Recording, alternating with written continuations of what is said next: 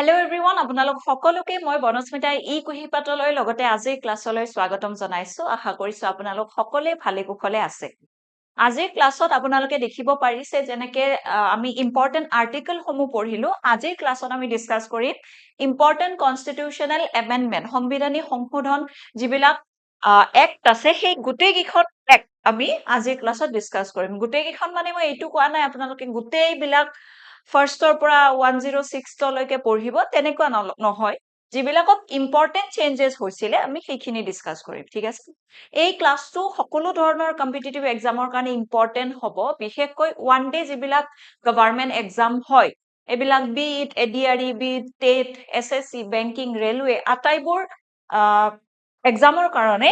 এইটো class important হ'ব। গতিকে আপোনালোকে আৰ্টিকল সমূহৰ লগতে ইম্পৰ্টেন্ট এমেন্ডমেন্ট খিনিও ভালদৰে জানিব লাগিব। So starting with the first amendment,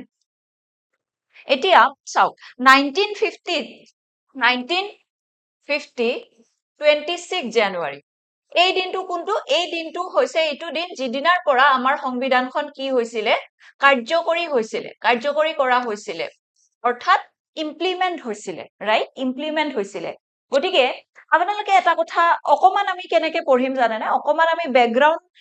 information খিনিও চাই যাম, কাৰণ তেতিয়া আপোনালোকে লিংক কৰিব পাৰিব বস্তুখিনি। এতিয়া চাওক, যেতিয়া 26 জানুৱাৰীত আমি কাৰ্যকৰী কৰি দিলো, ইমান 2 বছৰ 11 মাহ 18 দিন ধৰি আমি সংবিধানখন প্ৰস্তুত কৰিলো, সংবিধান নিৰ্মাতাসকলে বনালে, সংবিধানখন ড্ৰাফট কৰিলে, ডিসকাস কৰিলে, আটাইবোৰ পইণ্ট মাইণ্ডত ৰাখি পিনে ফাইনেলি সংবিধানখন ইমপ্লিমেন্ট কৰিব পৰাকে ৰেডি আমি কৰি দিলো। তাৰ পিছত এনেকুৱা কি হল যে এক বছৰৰ পিছতে অৰ্থাৎ 1951তে আমি সংবিধানখন সংশোধন কৰিব লগা হল, হয়নে? কাৰণ ইমান দিন ধৰি আমি বনাইছো, এক বছৰ নহওঁতে আমি এনেকুৱা কি আমাৰ ইম্পৰ্টেন্ট বা কি আমাৰ ইমাৰ্জেন্সি আহি গল যে আমি সংবিধানত সংশোধন কৰিম?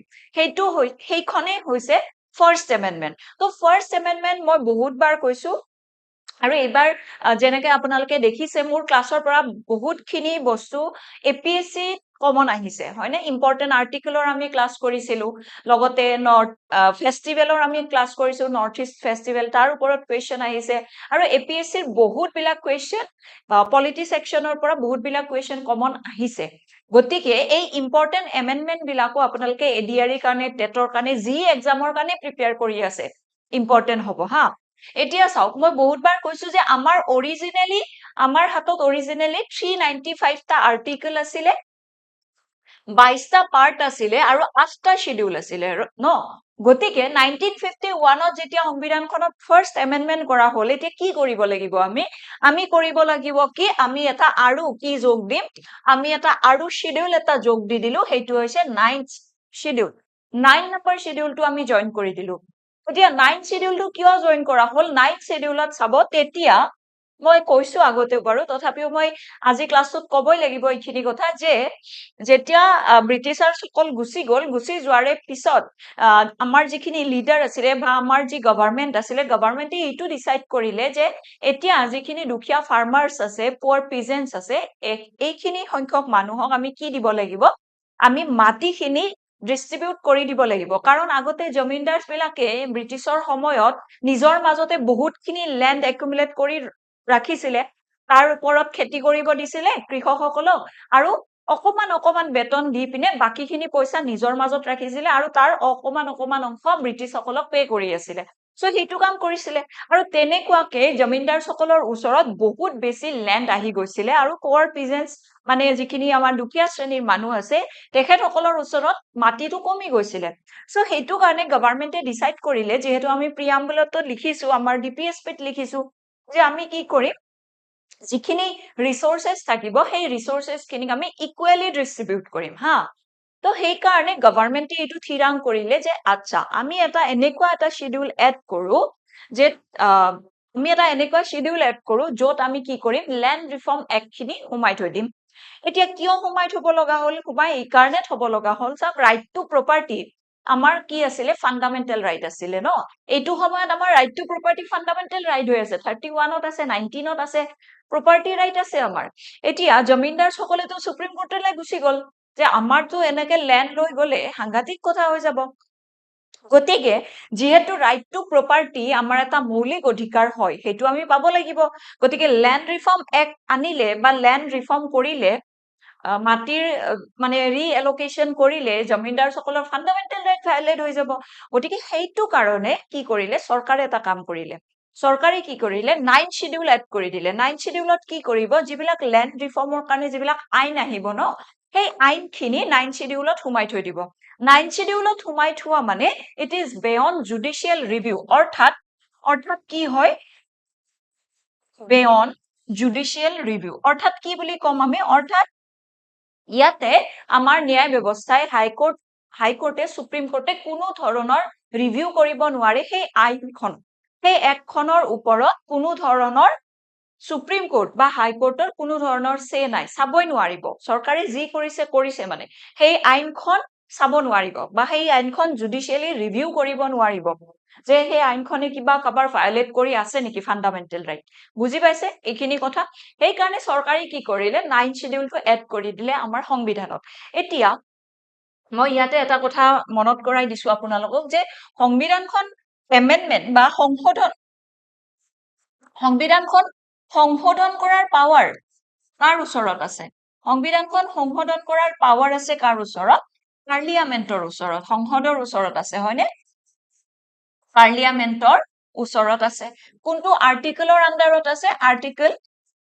368 ৰ আন্ডাৰত আছে ৰাইট 368 ৰ আন্ডাৰত এইটো পাৱাৰ আছে এতিয়া চাওক পাৰ্লিয়ামেন্টৰ ওচৰত পাৱাৰ আছে তাৰ মানে পাৰ্লিয়ামেন্টত কোন বহিব এক্সিকিউটিভ বহিব লেজিসলেচাৰৰ মানুহ বহিব মানে গভৰ্ণমেন্টৰ ফালৰ পৰা মানুহ বহিব লগতে আমাৰ অপোনেন্ট পাৰ্টিৰ এমপি বিলাকো বহিব গতিকে তাৰ পৰা যেতিয়া চৰকাৰে এনে এখন আইন আনি পিনে ফাৰ্ষ্ট এমেন্ডমেন্ট আনি পিনে 9 শিডিউল এড কৰি দিব আৰু তাত কৈ দিব যে ইয়াতে জুডিশিয়াৰি ৰিভিউ কৰিব নোৱাৰিব আৰু তেনেকৈ ল্যান্ড ৰিফৰ্ম এক্ট বিলাক ইমপ্লিমেন্ট কৰা হ'ব ঠিক আছে তেনেকৈ ল্যান্ড ৰিফৰ্ম এক্ট বিলাক ইমপ্লিমেন্ট কৰা হ'ব আৰু সেই কাৰণে 9 শিডিউলক কি কোৱা হৈছিল ব্ল্যাক হোল বুলিও কোৱা হৈছিল ব্ল্যাক হোল অফ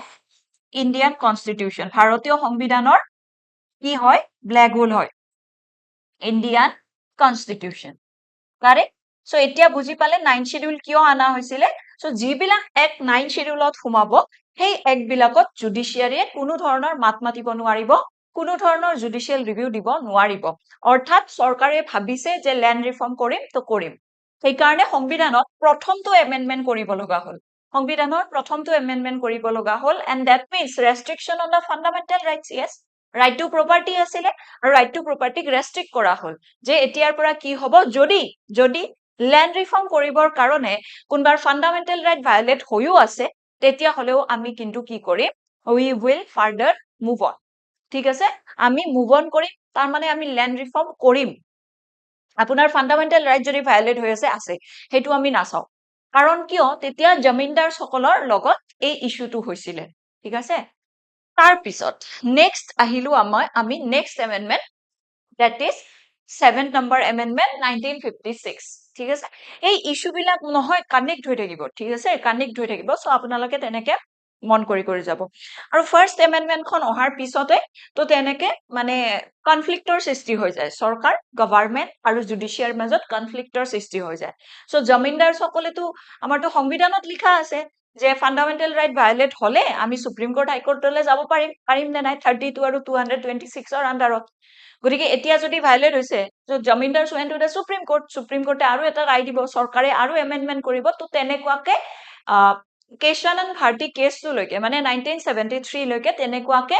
চৰকাৰৰ এমেন্ডমেন্ট বিলাক আহি থাকিব ঠিক আছে ইয়াতে চাব 7th এমেন্ডমেন্টলে আমি মুভ কৰিছো 1956 এইটো কোনটো সন হয় এইটো সন হয় যেতিয়া আমাৰ ষ্টেট খিনি ৰিঅৰ্গানাইজ কৰা হৈছিল ৰাইট ষ্টেট খিনি যেতিয়া ৰিঅৰ্গানাইজ কৰা হৈছিল অৰ্গানাইজেচনৰ মিনিং বা মই কি কাৰণে ৰিঅৰ্গানাইজ কিহক কোৱা হয় সো আপোনালোকে যদি চাই প্ৰথমতে আমাৰ ইণ্ডিয়াৰ মেপখন আজিৰ যিখন আমি ইণ্ডিয়াৰ মেপ দেখো ভাৰতৰ যিখন মেপ আছে তেনেকুৱা আছিল নেকি তেনেকুৱা নাছিল ব্ৰিটিছ সকলে এৰি যোৱাৰ পিছতো আমাৰ আজিৰ দৰে ষ্টেটসমূহ নাছিলে তেতিয়া পাৰ্ট পাৰ্ট কে আছিলে মানে part A B C D তেনেকুৱা আছিলে 4টা পাৰ্ট আছিলে সো পাৰ্ট A ত কেইখনমান ৰাজ্য আছে পাৰ্ট 2 ত কেইখনমান 3 ত কেইখনমান সৰি পাৰ্ট A ত কেইখনমান B ত কেইখনমান C ত কেইখনমান আৰু D ত কেইখনমান তেনেকে ভগোৱা আছিলে সো এতিয়া যেতিয়া আমাৰ সংবিধানখন কাৰ্যকৰী কৰা হ'ল তাৰ পিছত মানুহবিলাকে ডিমান্ড কৰিলে যে আমাক ভাষাৰ ভিত্তিত কি কৰি দিব লাগে ষ্টেট মানে ৰাজ্য বিভাজিত কৰি দিব লাগে ভাষাৰ ভিত্তিত আৰু তেনেকে বহুত বিলাক কমিশন আহিলে ফজল আলী কমিশন আহিলে জেভিপি কমিশন আহিলে আৰু ফাইনালি গৈ কি কৰা হ'ল 1956ত ষ্টেট ৰিঅৰ্গানাইজ কৰা হ'ল কিমানত ভাগ কৰা হ'ল 14খন ষ্টেট আৰু 6খন ইউনিয়ন টেৰিটৰীত কি কৰা হ'ল 6 ইউটিজত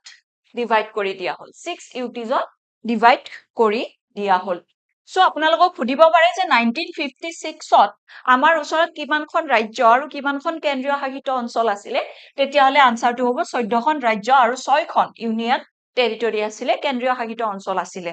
এতিয়া আমাৰ কাৰেন্টলি কিমান আছে আমাৰ সেই 14খনৰ পৰা আজিৰ ডেটত আমাৰ 28খন ষ্টেট হৈছে হয়নে 28খন আমাৰ হাতত ৰাজ্য আছে আৰু 8খন আমাৰ হাতত ইউনিয়ন টেৰিটৰী আছে 8খন আমাৰ হাতত ইউনিয়ন টেৰিটৰী আছে গতিকে তাৰে পিছৰ পৰা এনেকে কি কৰা হ'ব ষ্টেটহুড প্ৰদান কৰি থকা হ'ব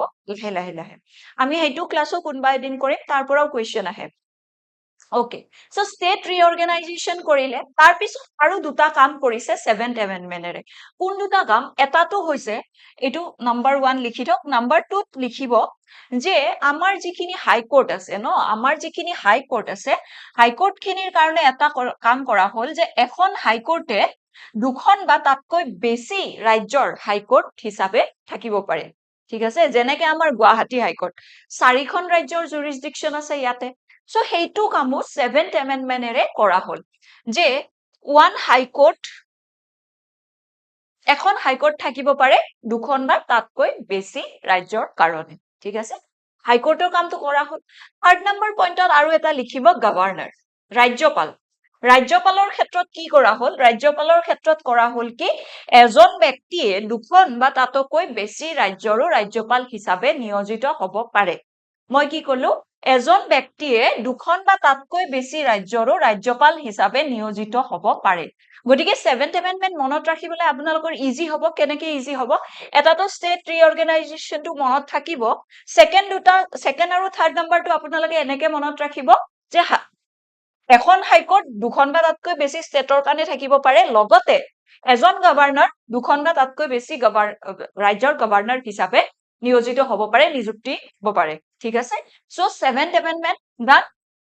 আমি প্ৰথমতে চালো 1951 তাৰ পিছত 1956 এতিয়া আমি নেক্সট এমেন্ডমেন্টখন চাম 36th এমেন্ডমেন্ট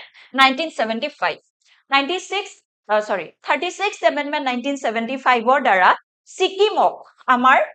ভাৰতৰ অংশ কৰি লোৱা হ'ল আৰু Sikkim became the 22nd state of India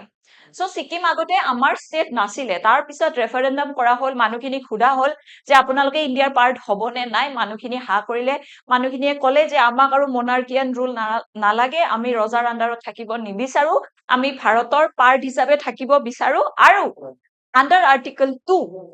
মই কৈছিলো ইম্পৰ্টেন্ট আৰ্টিকল পঢ়াওতে যদি আমি কোনোবা ফৰেন টেৰিটৰি একুৱায়াৰ কৰি লও বাহিৰৰ টেৰিটৰি এটা যদি একুৱায়াৰ কৰি লও তেতিয়া হলে কি হ'ব তেতিয়া হলে আমি হেতু আৰ্টিকল 2 ৰ আন্ডাৰত পাৰ্লিয়ামেন্টে এক পাস কৰিব পাৰে সো পাৰ্লিয়ামেন্টে এক পাস কৰিলে 36th এমেন্ডমেন্ট 1975 ৰ দ্বাৰা কি কৰা হ'ল আমাৰ সিকিমক আমাৰ ইণ্ডিয়াৰ ভাৰতৰ ৰাজ্য বনোৱা হ'ল 22nd নম্বৰ ৰাজ্য আৰু সংবিধানত এটা আৰ্টিকল এড কৰা হ'ল য'ত সিকিমক স্পেশাল ষ্টেটাস দিয়া হৈছে আৰ্টিকল 371F এই আৰ্টিকলবোৰৰ পৰাও এইবাৰ এপিএসসিত কোৱেশ্চন ডাইৰেক্টলি সুধিছে মই লাষ্ট ক্লাছত আপোনালোকক পঢ়াইছো ইম্পৰ্টেন্ট এমেন্ডমেন্ট সমূহৰ পৰা আৰ্টিকল 371 ৰ পৰা 370 A B C D তেনেকে গোটেইবিলাক আৰ্টিকল পঢ়াইছিলো আৰু তাতে আপোনালোকে হয়তো পাইছিলে 371F ত সিকিমক স্পেশাল ষ্টেটাস প্ৰদান কৰাৰ কথা কোৱা হৈছে ঠিক আছে স্পেশাল ষ্টেটাস মানে অকমান স্পেশাল এটেনশন ডিজাৰ্ভ কৰে বা দিব লাগিব আমি এইখন ৰাজ্য ঠিক আছে তাৰ পিছত সকলোতকৈ ইম্পৰ্টেন্ট এমেন্ডমেন্টখন হ'ল 42nd এমেন্ডমেন্ট ঠিক আছে 42nd এমেন্ডমেন্টক আমি সেইকাৰণে মিনি কনস্টিটিউশন বুলি কওঁ মিনি কনস্টিটিউশন বুলি কওঁ কিয় মিনি কনস্টিটিউশন বুলি কওঁ আপোনালোকে গম পাব এই এমেন্ডমেন্টখনৰ জৰিয়তে বহুত বিলাক প্ৰভিজনত চেঞ্জেস অনা হৈছিলে বহুত বিলাক প্ৰভিজনত চেঞ্জেস অনা হৈছিলে এই কনস্টিটিউশনখনৰ জৰিয়তে যেনেকে প্ৰথমটো চেঞ্জ হল যে প্ৰিয়াম্বল আমাৰ যিখন প্ৰিয়াম্বল আছে আমাৰ যিখন প্ৰস্তাৱনা আছে এই প্ৰিয়াম্বলখনত তিনিটা ওয়াৰ্ড এড কৰা হৈছিলে প্ৰথমতে যদি অৰিজিনেল আপোনালোকে অৰিজিনেল সংবিধানখন চাই বা অৰিজিনেল প্ৰিয়াম্বলখন চাই তাতে এই তিনিটা ওয়াৰ্ড নাছিলে কিন্তু দেই এই তিনিটা ওয়াৰ্ড নাছিলে পিছত এড কৰা হল ওয়াৰ্ড গিটা হৈছে সোশিয়েলিষ্ট সমাজবাদী লগতে সেকুলাৰ আৰু ইন্টিগ্ৰিটি সোশিয়েলিষ্ট সেকুলাৰ ইন্টিগ্ৰিটি আগতে অনলি ইউনিটি আছিলে তাৰ পিছত এতিয়া যদি আপোনালোকে প্ৰিয়াম্বলখন পঢ়ে দেখিব unity and integrity of India বুলি আছে আৰু লগতে সোশিয়েলিষ্ট আৰু সেকুলাৰ ওয়াৰ্ড দুটা মানে ইনসাৰ্ট কৰা হৈছে সংযোজন কৰা হৈছে আমাৰ প্ৰিয়াম্বল খনত গতিকে এইটো ফাৰ্স্ট পইণ্ট আপোনালোকে মনত ৰাখিব ইয়াতে যদিও মিনি কনস্টিটিউশন যদিও বহুত গিটা আছে মই কিটামান ইম্পৰ্টেন্টে কম সেইগিটা মনত ৰাখিলে হৈ যাব তাৰে পৰাই কোৱেশ্চন আহিব ওয়ান ইজ দিস ওয়ান প্ৰিয়াম্বলত তিনিটা ওয়াৰ্ড এড কৰা হৈছিলে second one is fundamental duty ঠিক আছে এইটো ফাৰ্স্ট হৈ গল এইটো সেকেন্ড ফান্ডামেন্টাল ডিউটি এড কৰা হৈছিলে আমাৰ সংবিধানখনত 51 আৰ্টিকল 51A বহুতবাৰ আমি ডিসকাস কৰিছো Originally, 10টা fundamental duty add কৰা হৈছিলে স্বৰণ সিং কমিটিৰ ৰিকমেন্ডেশনত ঠিক আছে সো ফান্ডামেন্টাল ডিউটি খিনি আমি এড কৰিলো 42nd এমেন্ডমেন্ট খন আপোনালোকে দেখিছে নে সনটো 1976 1976ত কাৰ সৰকাৰ এই যিবিলাক এক্ট আহিব এই যিবিলাক সংবিধানিক সংশোধন যিবিলাক আইন আহিব এই আইন কেইখন আপোনালোকে বহুত বেছি মনত ৰখাত আপোনালোকক সুবিধা কৰি দিব পাৰে যদিহে আপোনালোকে সেই সময়ৰ সৰকাৰখনৰ কথা অকমান হলেও মানে নলেজটো আছে এতিয়া 76ত আমাৰ ইন্দিৰা গান্ধী সৰকাৰ আছিল সো সেই সময়ত কেনেকুৱাবোৰ কাম কৰা হৈছিল 42nd amendment আৰু 44 amendment এই দুখন amendment আপোনালোকে যদি behind the back মানে সৰকাৰৰ ইন্টেনশনটো গম পাই তেতিয়া হলে আপোনালোকে অকমান ৰিলেট কৰি হলেও আনসাৰটো উলাব পাৰিব ঠিক আছে সো সেই সময়ত প্ৰথমটো এইটো কাম কৰা হ'ল সোশিয়েলিষ্ট সেকুলাৰ ইন্টিগ্ৰিটি তাৰ পিছত ফান্ডামেন্টাল ডিউটি এড কৰা হ'ল তাৰ পিছত এটা মেইন কাম কৰা হ'ল যে ইয়াতে জুডিশিয়েল ৰিভিউ অকমান কম কৰি দিয়া হ'ল মানে কাৰ্টেল কৰা হ'ল ঠিক আছে জুডিশিয়েল ৰিভিউৰ যেটো পাৱাৰ আছে জুডিশিয়েল ৰিভিউ কোনে দিব পাৰে সুপ্ৰিম কোৰ্ট হাই কোৰ্টে সো জুডিশিয়েল ৰিভিউ কাৰ্টেল কৰি দিয়া হ'ল এতিয়া চাব ইয়াতে কি হৈছে মই কৈছো নে ফাৰ্স্ট এমেন্ডমেন্টৰ পৰাই স্টাৰ্ট হৈ গৈছে জুডিশিয়াৰী আৰু এক্সিকিউটিভ জুডিশিয়াৰী আৰু সৰকাৰৰ মাজত টাচেলটো স্টাৰ্ট হৈ গৈছে সো এতিয়া এই এক্ট বিলাকত আমি দেখা পাম হেতু বস্তু এই আইন বিলাকত সংশোধনী আইন বিলাকত আমি এইটো বস্তু দেখা পাম যে কেনেকে সৰকাৰে জুডিশিয়াৰীৰ পাৱাৰ অকমান কমাব বিচাৰে আৰু তাৰ পিছত জুডিশিয়াৰী আৰু এটা জাজমেন্ট দিয়ে হেতু কাকো সৰকাৰে এক্ট এখন আনি পিনে হেতু কাটিব খুজে তো তেনেকুৱা চলি থাকে ঠিক আছে তেনেকুৱা চলি আছে ইয়াতেও আপোনালোকে দেখিছে জুডিশিয়েল ৰিভিউ কাৰ্টেল কৰিব এই একখনৰ জৰিয়তে কৰি দিছে সো দা থিং ইজ যেটো আমাৰ আৰ্টিকল 368 ত যেটো পাৱাৰ পাৰ্লিয়ামেন্টক দিয়া হৈছে হেতু বেসিসতে সৰকাৰে এই কামবিলাক কৰি আছে কাৰণ পাৰ্লিয়ামেন্টক সংশোধন কৰাৰ যেটো ক্ষমতা আছে ক্ষমতাটো কাৰ ওচৰত আছে ক্ষমতা আছে পাৰ্লিয়ামেন্টৰ ওচৰত ৰাইট গতিকে পাৰ্লিয়ামেন্টৰ ওচৰত আছে মানে সৰকাৰে এইটো কাম কৰিব আৰু জুডিশিয়াৰীয়ে কয় যে আমিহে ফাইনেল ইন্টাৰপ্ৰিটাৰ সংবিধানখনক ফাইনেল ইন্টাৰপ্ৰিট কৰিবলৈ হলে ফাইনেল ব্যাখ্যাটো আমিহে দিম গতিকে আমি কম যে এইটো আৰ্টিকলে কি মিন কৰিছে সো তেনেকে বেসিক স্ট্ৰাকচাৰ ইনোভেট হয় গতিকে জুডিশিয়েল ৰিভিউ কাৰ্টেল কৰা হ'ল তাৰ পিছত 4th নম্বৰ পইণ্ট আপোনালোকে এটা চাব পাৰে ইয়াতে কি কৰা হ'ল ইয়াতে কলে যে যিখিনি ভেৰি ইম্পৰ্টেন্ট হা যিখিনি ল ডিপিএছপিক ইমপ্লিমেন্ট কৰিবলৈ আমি আনিম সৰকাৰে কৈছে যিখিনি ল আমি ডিপিএছপিক ইমপ্লিমেন্ট কৰিবলৈ আনিম সেই লখিনিৰ জৰিয়তে যদি ফান্ডামেন্টাল ৰাইট ভায়োলেট হয়ও ফান্ডামেন্টাল ৰাইট যদি ভায়োলেট হয়ও তেতিয়া হলেও কিন্তু হেতু আমি কি কৰিম হেতু আমি গুৰুত্ব নিদিও ঠিক আছে সো ইয়াতে আপোনালোকে লিখিব পাৰে প্ৰাইমেসি গিভেন টু ডিপিএছপি অৰ্থাৎ ডিপিএছপিক প্ৰায়োৰিটি দিয়া হ'ল ঠিক আছে primacy given to DPSP primacy given to DPSP অৰ্থাৎ DPSP বেছি জৰুৰী আৰু DPSP বোৰ ইমপ্লিমেন্ট কৰিবলৈ যাওতে যদি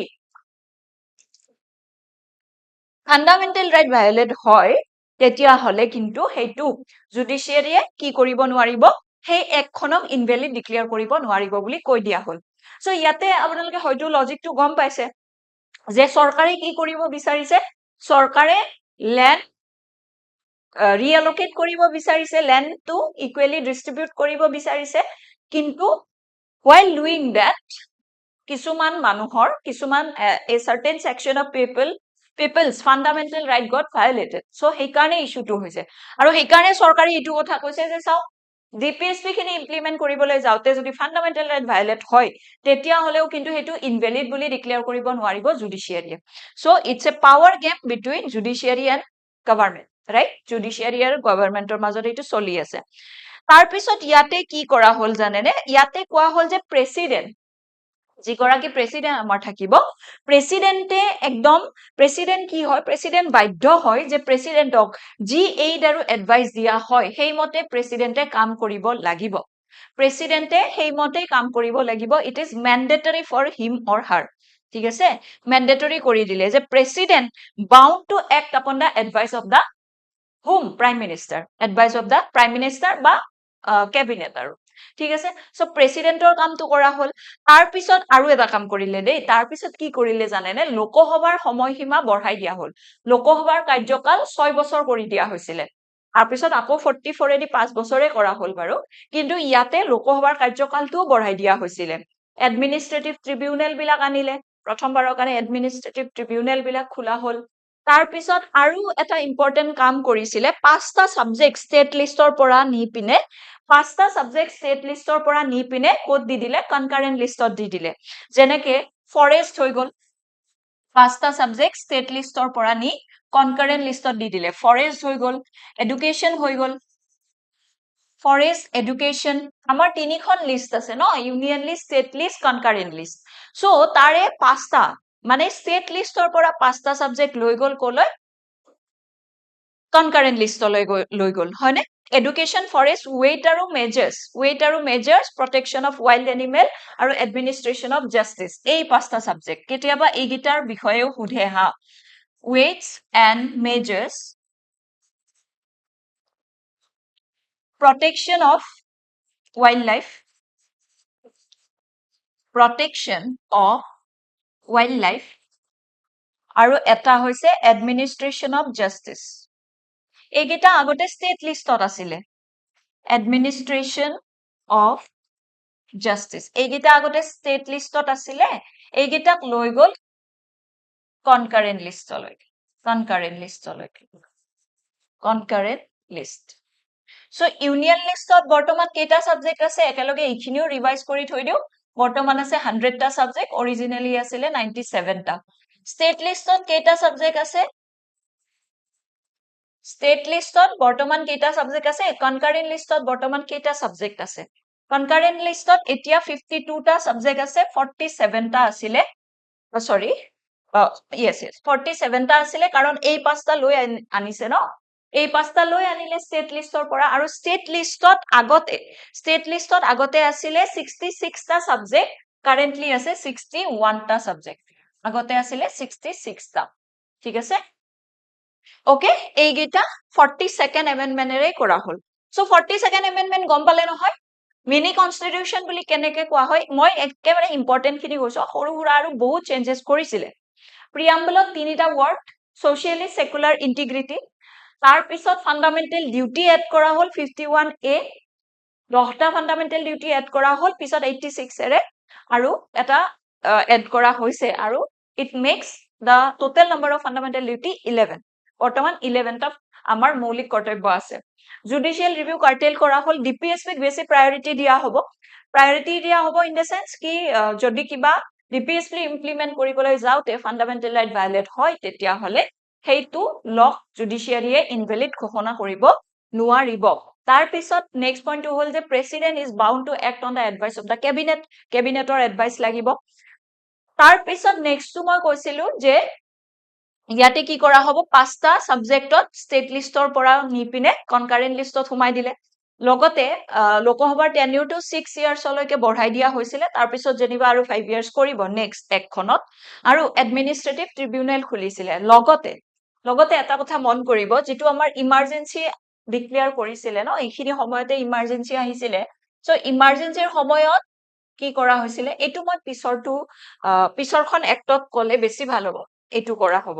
সো এইখিনি 42nd এমেন্ডমেন্টত আপোনালোকে এইবিলাক পইণ্ট মনত ৰাখিব দেন কামছ টু 44 এতিয়া 44 এমেন্ডমেন্ট যেতিয়া আহিল 78ত সৰকাৰ চেঞ্জ হল জনতা গভৰ্ণমেন্ট আহিলে আৰু জনতা গভৰ্ণমেন্টে যিখিনি কাম 42nd এমেন্ডমেন্টৰ দ্বাৰা হৈছিলে most of the কাম কি কৰিছে ৰিভাৰ্স কৰি দিছে যেনেকে 6 বছৰৰ পৰা আকৌ লোকসভাৰ সময়সীমা লোকসভাৰ কাৰ্যকাল 5 বছৰ কৰিলে কেবিনেটৰ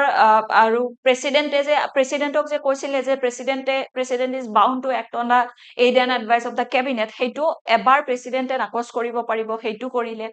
লগতে কৰিলে কি যেটো আমাৰ ইমাৰ্জেন্সিৰ সময়ত ইন্টাৰনেল ডিস্টাৰবেন্সৰ ওপৰত গ্ৰাউণ্ড বনাই পিনে ইন্টাৰনেল ডিস্টাৰবেন্সক গ্ৰাউণ্ড বনাই পিনে ইন্দিৰা গান্ধীয়ে কি কৰিছিলে ইমাৰ্জেন্সি ডিক্লেয়াৰ কৰিছিলে ন সো ইন্টাৰনেল ডিস্টাৰবেন্সক ৰিমুভ কৰা হল আৰু ইয়াতে আৰ্ম ৰেবেলিয়ন হলেহে কি কৰিব পাৰিব ইমাৰ্জেন্সি ডিক্লেয়াৰ কৰিব পাৰিব আৰ্ম ৰিবেলিয়নৰ কথা কলে ইয়াত ঠিক আছে কিয় আৰ্ম ৰিবেলিয়ন মানে সশস্ত্ৰভাৱে যদি শস্ত্ৰ লৈ পিনে যদি মানে প্ৰটেষ্ট কৰিছে বা ৰেবেল কৰিছে কোনবা গ্ৰুপে মানে ইন্টাৰনেলি আৰু ভাৰতৰ ভিতৰত তেতিয়া হলে সেইটো গ্ৰাউণ্ডত হে ইমাৰ্জেন্সি ডিক্লেয়াৰ কৰিব পৰা যাব not on the ground of internal disturbance আভ্যন্তৰীণ যদি কিবা ডিস্টাৰবেন্স হৈছে সেইটোৰ ভিত্তিত নহয় কিন্তু যদি অস্ত্ৰ লৈ পিনে কোনোবাই কি কৰিছে ৰেবেল কৰিছে তেতিয়া হলে সেইটোৰ ভিত্তিতহে কি কৰিব ইমাৰ্জেন্সি ডিক্লেয়াৰ কৰিব নেশনেল ইমাৰ্জেন্সিৰ কথা ইয়াতে আমি কৈ আছো ঠিক আছে নেশনেল ইমাৰ্জেন্সিৰ কথা কৈছো আৰু লগতে নেশনেল ইমাৰ্জেন্সি দুটা গ্ৰাউণ্ড আছে war আৰু এক্সটাৰ্নেল এগ্ৰেশ্যন এই তিনিটা গ্ৰাউণ্ডতে নেশনেল ইমাৰ্জেন্সি ডিক্লেয়াৰ কৰিব পাৰি তাৰপিছত ইম্পৰ্টেন্ট পইণ্টটো হ'ল যে ৰাইট টু প্ৰপাৰ্টি ফাণ্ডামেণ্টেল ৰাইটৰ পৰা সাইড কৰি দিয়া হ'ল আৰু it becomes A legal right ঠিক আছে আৰ্টিকল 308 ইয়াক অন্তৰ্ভুক্ত কৰা হ'ল আৰ্টিকল 308 ইয়াক অন্তৰ্ভুক্ত কৰা হ'ল তাৰ পিছত যিখিনি জুডিশিয়েল ৰিভিউৰ পাৱাৰ কাৰ্টেল কৰা হৈছিলে হাইকোৰ্ট সুপ্ৰিম কোৰ্টৰ পৰা সেইখিনি পাৱাৰো দি দিয়া হ'ল ইয়াতে আৰু লগতে আপোনালোকে চাব ইমাৰ্জেন্সিৰ সময়ত বহুতখিনি এইটো পিৰিয়ডত বহুতখিনি কি হৈছিলে যেতিয়া ইমাৰ্জেন্সি হৈছিলে সেইটো পিৰিয়ডত বহুতখিনি মানে অপাৰেশ্যন হৈছিলে আমাৰ ইণ্ডিয়ান সকলৰ গতিকে সেইটোকে ৰিভাৰ্স কৰিবলৈ ইয়াতে কোৱা হ'ল যে যদি নেশনেল ইমাৰ্জেন্সি চলি থাকে তেতিয়া হলে আৰ্টিকল 20 আৰু article 21 cannot be suspended even in national emergency article 20 আৰু 21 ইমাৰ্জেন্সিৰ সময়তো আনকি সাসপেন্ড নহয় ঠিক আছে কাৰণ আৰ্টিকল 21 এ আমাক ৰাইট টু লাইফৰ কথা কয় আৰ্টিকল 20 এ আমাক প্ৰটেকচন এগেইনষ্ট কনভিকশন ফৰ অফেন্সৰ কথা কয় গতিকে সেই দুটা ৰাইটটো আমি ইমাৰ্জেন্সিৰ সময়ত ৰাখিব লাগিব প্ৰটেক্ট কৰা হ'ব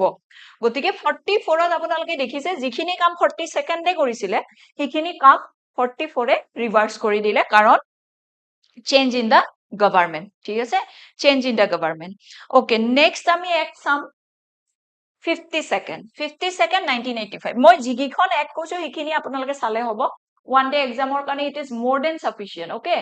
so first amendment 1951 56 7 amendment 75 36th amendment তাৰ পিছত 42nd আমি চালো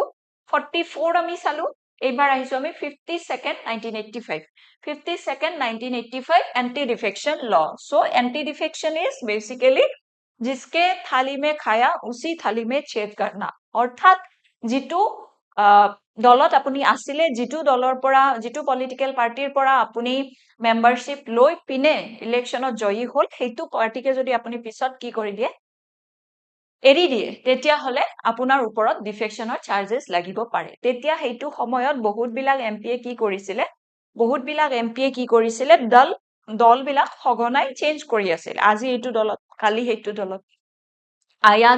ৰাম গয়া ৰাম বুলি এটা কনচেপ্টটো আছে এজন এমপিয়ে কি কৰিছিল এদিনৰ ভিতৰতে মানে উইদিন 24 আৱাৰ তিনিবাৰ পাৰ্টি চেঞ্জ কৰিছে ঠিক আছে গতিকে তেনেকুৱা যেতিয়া হবলে মানে আৰম্ভ কৰিলে বহুতখিনি তেতিয়া চৰকাৰে এইটো ডিসাইড কৰিলে যে আমি এনেকুৱা এখন আইন লৈ আহিম যিখন আইনৰ জৰিয়তে আমি ডিসকোৱালিফাই কৰি দিব পাৰিম অন দ্য বেচিছ অফ ডিফেকশ্যন সেইকাৰণে এন্টি ডিফেকশ্যন ল বুলি ইয়াতে কোৱা হৈছে 52nd amendment 1985 10 schedule 10 schedule add কৰা হল সো আমি 9 শিডিউললৈকে আছিলো ফাৰ্স্ট এমেণ্ডমেণ্টৰে 9 শিডিউল এড কৰা হল তাৰ পিছত নেক্সট আহিলো আমি 10 শিডিউল ঠিক আছে এইবাৰ যি ৰাঘৱ চেডাই চেঞ্জ কৰিছিলে এইটো কোৱেশ্চন এপিএসসি ডাইৰেক্ট সুধিছে যে 2/3 যদি পাৰ্টিটো 2/3 মেম্বাৰে উইথড্ৰ কৰি দিয়ে বেলেগ এটা পাৰ্টিত জয়েন কৰি দিয়ে তেতিয়া সেইটো কিন্তু আমি ডিফেকশ্যনৰ আন্ডাৰত নধৰিম কাৰণ অলৰেডি 2/3 মেম্বাৰে আহিছে মানে সেইটো পাৰ্টিত নিশ্চয় কিবা মানে ভাল পোৱা নাই বা সেইটো মানে জাস্টিফাইড হয় ভ্যালিড হয় 2/3 আহি গলে সেইটোৱে আহিছিলে কোৱেশ্চন এপিএসসি গতিকে সেইটো কৰা হল 10 শিডিউলত এইখিনি 10 শিডিউল এড কৰা হল এইটো আপোনালোকে মনত ৰাখিব ইম্পৰ্টেন্ট হয় এইখন এমেণ্ডমেণ্ট তাৰ পিছত 89ত 61st এমেণ্ডমেণ্ট আহিলে এইটো বহুত মানে কমন হয় 21 ইয়াৰ্ছৰ পৰা 18 বছৰ কৰি দিয়া হল ভোটিং এজ অৰ্থাৎ আপুনি যদি ভাৰতীয় নাগৰিক হয় 18 বছৰৰ ওপৰত হয় তেতিয়াহলে আপোনাৰ ওচৰত ভোটাধিকাৰ থাকিব 1991 এইখন ইম্পৰ্টেন্ট হয় 69th এমেণ্ডমেণ্ট 1991 69th এমেণ্ডমেণ্টক দিল্লীক স্পেচিয়েল ষ্টেটাছ দিয়া হল আৰু দিল্লীক বনাই দিয়া হল national capital of Delhi NCT Delhi ঠিক আছে আৰ্টিকল সংযোজন কৰা হল আৰ্টিকল 239 ক্যাপিটেল ডাবল এ ঠিক আছে এইটো আৰ্টিকলৰ আন্ডাৰত দিল্লীক কি কৰা হল স্পেচিয়েল ষ্টেটাছ প্ৰদান কৰা হল and Delhi became NCT National Capital of Delhi তাৰ পিছত 1992 71st এমেণ্ডমেণ্ট আহিছিলে আৰু তাৰ দ্বাৰা কি কৰা হল কোঙ্কণী মণিপুৰী আৰু নেপালী ভাষাক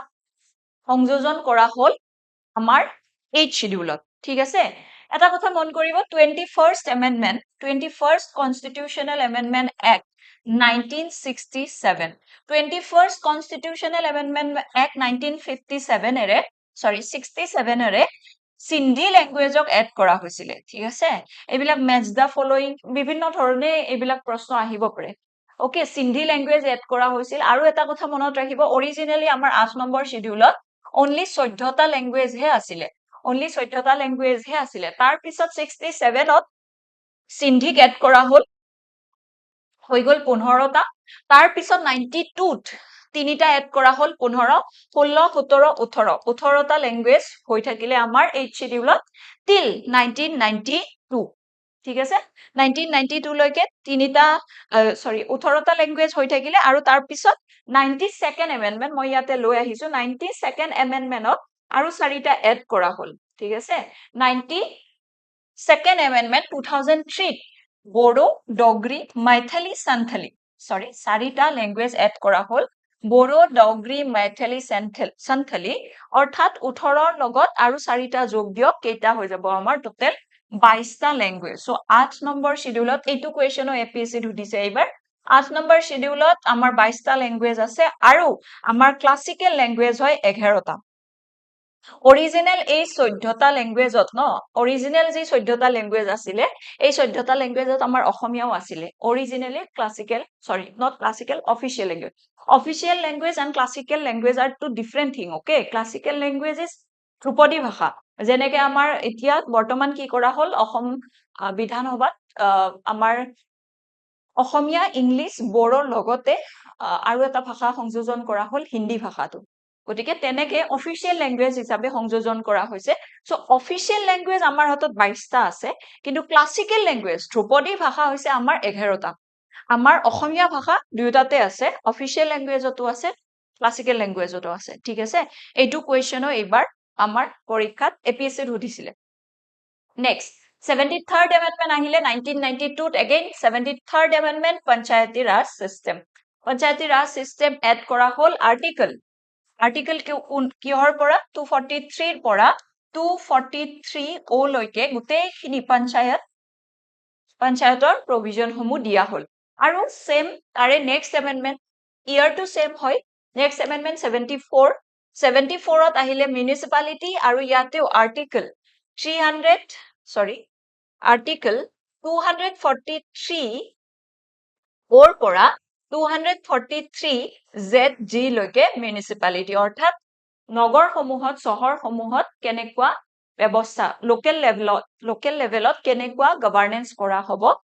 তাৰ ওপৰতে কি কৰা হ'ল মিউনিচিপালিটিজ খিনিক ইনক্লুড কৰা হ'ল আৰু পঞ্চায়তী ৰাজ সিস্টেমো ইমপ্লিমেন্ট কৰা হ'ল ভিলেজ পঞ্চায়ত আঞ্চলিক পঞ্চায়ত আৰু জিলা পৰিষদ সেই সিস্টেমটো লৈ অনা হ'ল সো অলৰেডি তো আমাৰ আৰ্টিকল 40 আছিলে ডিপিএসপিত মই ইম্পৰ্টেন্ট আৰ্টিকল পঢ়াওতেও কৈছো আৰ্টিকল 40 অৰ্গেনাইজেশ্যন অফ ভিলেজ পঞ্চায়তৰ কথা কৈছে অৰ্থাৎ পঞ্চায়তী ৰাজ সিস্টেমটো কি কৰক অৰ্গেনাইজ কৰক এটা ষ্ট্ৰাকচাৰ্ড ৱেত লৈ আহক সো সেইটোক আমি কৰা হ'ল আমাৰ 1992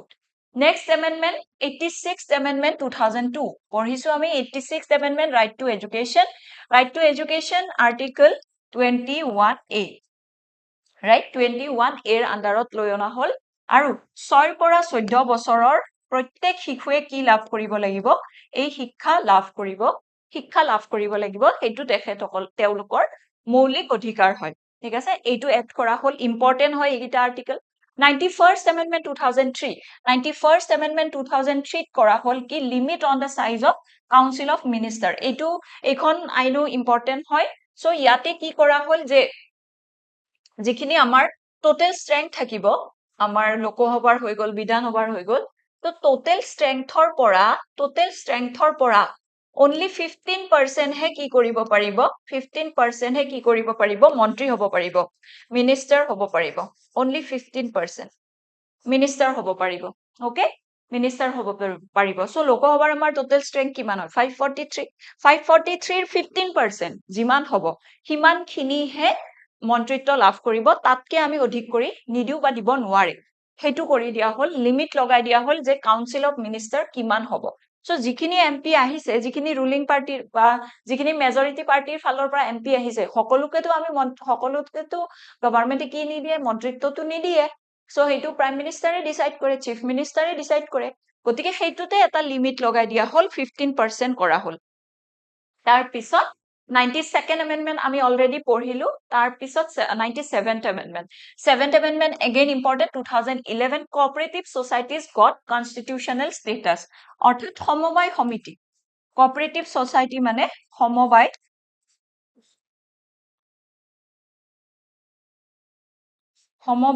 সমিতি কোনটো আৰ্টিকলৰ আন্ডাৰত লৈ অনা হ'ল ইম্পৰ্টেন্ট হয় হা সমবায় সমিতি কাৰণ ইকাৰণে important it is fundamental right article 19 clause 1 clause C cooperative society constitutional status অৰ্থাৎ সমবায় সমিতি আপুনি ফৰ্ম কৰিব পাৰাটো গঠন কৰিব পৰাটো আপোনাৰ কি হয় এটা মৌলিক অধিকাৰ হয় সো আৰ্টিকল 19 এ আমাক কি কয় আৰ্টিকল 19 এ আমাক এইটো কথা কয় না right to form association form কৰিব লাগে পাৰে বুলি কয় গতিকে হেতুৰ আন্ডাৰতে cooperative society কো ইনক্লুড কৰি দিয়া হয় ঠিক আছে 97 amendment ইম্পৰ্টেন্ট আটাইখিনি ইম্পৰ্টেন্ট তাৰ পিছত আহিলে জিএসটি কাউন্সিল জানে আপোনালোকে 101st amendment 2016 ত GST council article 279A GST council লৈ অনা হ'ল এবাৰ জিএসটি কাউন্সিলৰ কম্পজিশনটো সুধিছিলে এপিএসসি তাৰ পিছত 102nd amendment 2018 ত 102nd amendmentৰ জৰিয়তে এনসিবিসি অৰ্থাৎ নেশনাল কমিশন ফৰ ব্যাকওয়াৰ্ড ক্লাস যিখিনি আমাৰ ব্যাকওয়াৰ্ড ক্লাস আছে তাৰ কাৰণে যেটো কমিশন আছে সেই কমিশনটো কনস্টিটিউশনাল স্ট্যাটাস লাভ কৰিলে অৰ্থাৎ আৰ্টিকল 338B আন্ডাৰত কনস্টিটিউশনাল সাংবিধানিক মৰ্যাদা প্ৰদান কৰা হ'ল NC Article 338 NCST Article 338A আৰু NCBC Article 338B এইখিনি মনত ৰাখিব তাৰ পিছত 103rd Amendment 2019 10% economically weaker sectionত reservation 104th Amendment 2020 এইটোৰ দ্বাৰা কি কৰা হ'ল এংলো ইণ্ডিয়ান যিখিনি ৰিজাৰ্ভেশন আছিল এইখিনি গুচাই দিয়া হ'ল অৰ্থাৎ লোকসভাত আগতে 545 টা আছিলে হয়নে সো দুটা আছিলে এংলো ইণ্ডিয়ান কমিউনিটিৰ মানুহৰ ৰিজাৰ্ভেশন ঠিক আছে এইটো গুচাই দিয়া হ'ল সো ইট বিকেম 543 543 তেনেকুৱাকে ষ্টেটৰ বিধানসভাৰ পৰাও এংলো ইণ্ডিয়ানৰ যিটো ৰিজাৰ্ভেশ্যন বা নমিনেশ্যন আছিলে চিটৰ সেইটো গুচাই দিয়া হ'ল সো এতিয়া অনলি আপোনালোকক যদি কয় nominated member of parliament then they are referring to the 12 members of Rajya Sabha those who are nominated by the president লোকসভাৰটো গুচাই দিয়া হৈছে ঠিক আছে লোকসভাৰটো গুচাই দিয়া হৈছে 104th amendment এৰে এইটো ৰিমুভ কৰা হৈছে আৰু আটাইতকৈ লেটেষ্ট এমেণ্ডমেণ্ট 106th amendment 2023 এটোত কি কৰা হ'ল 33% ৰিজাৰ্ভেশ্যন দিয়া হ'ব women of in the Lok Sabha and state legislative assembly so 33% reservation আৰু এইখনে আছিলে নাৰী শক্তি বন্ধন অধিনিয়ম নাৰী শক্তি বন্ধন অধিনিয়ম এইখনক ইমপ্লিমেন্ট কৰিবলৈ কি হৈছিলে ইমান বেছি কন্ট্ৰভাৰ্সি হৈছিলে ঠিক আছে আৰু এইখন যদি ইমপ্লিমেন্ট কৰা হয় আৰু যদি সেন্সাস কমপ্লিট হৈ যায় তেতিয়াহলে আমি 2029 লৈকে কি দেখিব পাৰো লোকসভাৰ সিটত ইনক্ৰিজ হোৱা দেখিব পাৰো ঠিক আছে হেতু আমি ফিউচাৰত গম পাম বাৰু সো 33% ৰিজাৰ্ভেশ্যন দিয়া হ'ব মহিলাৰ কাৰণে এইখিনি হৈছে আমাৰ কনস্টিটিউশনাল এমেণ্ডমেন্ট ঠিক আছে বেলেগটো আইন বহুত আহি আছে কিন্তু সাংবিধানিক যিখিনি সংশোধন হৈছে এইখিনি এমেণ্ডমেন্ট আপোনালোকে চাই থৈ দিব যিয়ে এক্সামত যি কোৱেশ্চন নাহিলেও আপোনালোকে পাৰিব এমেণ্ডমেন্ট ৰিলেটেড ঠিক আছে গতিকে আজি ক্লাছত আমাৰ এইখিনিয়ে আছিলে আশা কৰো আপোনালোকে গোটেই ক্লাছটো ভালদৰে বুজি পাইছে আৰু লগতে যদি কিবা ডাউট থাকে আপোনালোকে আমাৰ কমেন্ট সেকশনত জনাব পাৰে আমাক কন্টেক্ট কৰিব পাৰে আমাৰ কোৰ্সৰ বিষয়ে যদি জানিব বিচাৰে তেতিয়াহলে আমাৰ ৱেবসাইট ভিজিট কৰিও সম্পূৰ্ণ কোৰ্সটোৰ বিষয়ে আপোনালোকে জানিব পাৰে মই আপোনালোকক লাইভ ক্লাছত অতি শীঘ্ৰে লগ পাম আৰু ইয়াতে মই জনাব বিচাৰিছো যদি এই ক্লাছটোৰ পিডিএফ আপোনালোকক লাগে জিকে জিএস উইথ বনস্মিতা মেম বুলি এটা মোৰ টেলিগ্ৰাম চেনেল আছে আপোনালোকে জয়েন হৈ মোক এটা মেছেজ কৰি দিব আপোনালোকক পিডিএফটো মই দি দিম আটাইতকে পুনৰবাৰ লগ পাম লাইভ সেশনত তেতিয়ালৈকে আপোনালোকে ভালদৰে থাকক পঢ়ি থাকক ধন্যবাদ